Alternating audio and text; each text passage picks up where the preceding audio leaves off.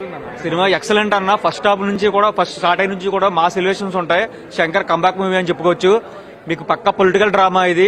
మీరు ఇంత ముందైతే రాజకీయాలు ఎలాంటి చూసారో సేమ్ మన ఎలాంటి జరిగినాయో లాస్ట్ టైం మనకి ఇంతకుముందు ఎలక్షన్ ముందు సేమ్ అదే చూపించారు. శంకర్ కంబ్యాక్ మూవీ ఖచ్చితంగా. అంటే మామూలుగా ఇప్పుడు ఈ ఎలివేషన్స్ ఇవన్నీ కూడా అంటే మామూలుగా నార్మల్గా ఉన్నాయి. అంటే ఇప్పుడు జనరల్ రామ్ చరణ్ కి మాస్ అనేది చాలా ఫాలోయింగ్. అంటే అట్లాంటి ఎక్స్పెక్టేషన్స్ తోటి ఫ్యాన్స్ వెళ్తున్నారా లేకుంటే లోపల పోయిన తర్వాత వేరే ఉంది? అంటే అన్ప్రిడిక్టబుల్ అనేది ప్రిడిక్టబుల్ గానే ఉంది.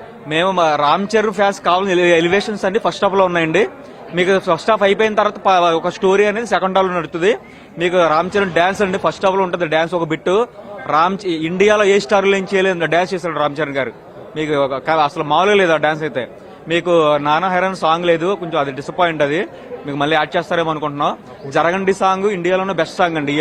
మీకు ఈ ఇయర్ లోనే బెస్ట్ సాంగ్ అవుతుంది. అది మిక్స్డ్ ఆఫ్ ఎమోషన్స్ అన్న, mixed of emotion, pure emotions అనమాట. యాక్టింగ్ చింపేశాడు.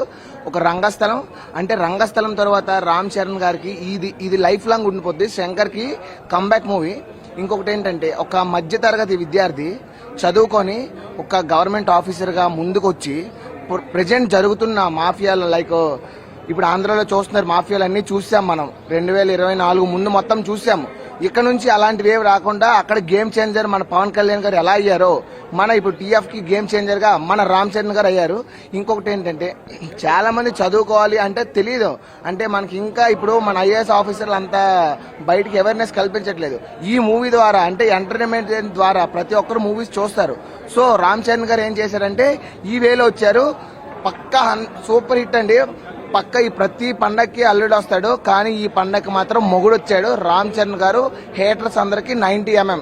జై చరణ్, జై జై చరణ్. మామూలుగా శంకర్ అంటే మామూలుగా సొసైటీ గురించి చెప్పుకుంటారు. అవునన్నా. ఇప్పుడు సొసైటీ గురించి చెప్పినందుకు సొసైటీ వల్ల ఏంటంటే ఇక్కడ మాస్ అనేది ఎక్కువ కనబడదు. అంటే జనరల్ గా ఏంటంటే కమర్షియల్ అన్నా ఇందులో మాస్ లేదని ఎవరికైనా చెప్పానండి. మాస్ కి మాస్ ఉంది. హెలికాప్టర్ పై లింగి కట్టుకొని ఇప్పటి వరకు ఎవరు తీసారు చెప్పండి. మాస్ అంతకు మించి మాస్ ఎవరు తీసుకొస్తారు? ఇప్పుడు ఫస్ట్ సీన్ చూసారనుకో అది సూపర్ అనమాట, మామూలుగా లేదు. నెక్స్ట్ ఇంకా క్లాస్ అంటారా, ఐపీఎస్ ఆఫీసర్ గా, ఐఏఎస్ ఆఫీసర్ గా, ఆఖరికి సీఎం గా కూడా చూపించారు. ఇందులో ఒక డైలాగ్ ఉంటది, షీఈస్ ద కంటైనర్ అని. అక్కడ ఆంధ్రప్రదేశ్ లో మా పవన్ కళ్యాణ్ గారు షీఈస్ ద షిప్ అన్నారు. ఇక్కడ మన రామ్ చరణ్ గారు షీఈస్ ద కంటైనర్ అన్నారు. అంటే సేమ్ ఏంటంటే అక్కడ జరుగుతున్న రాజకీయాలని శంకర్ గారు 4 సంవత్సరాల ముందే ఆలోచించి ఈ మూవీ తీశారు. పక్కా గేమ్ చేంజర్, మంచి హిట్ అండి. అందరూ వచ్చి థియేటర్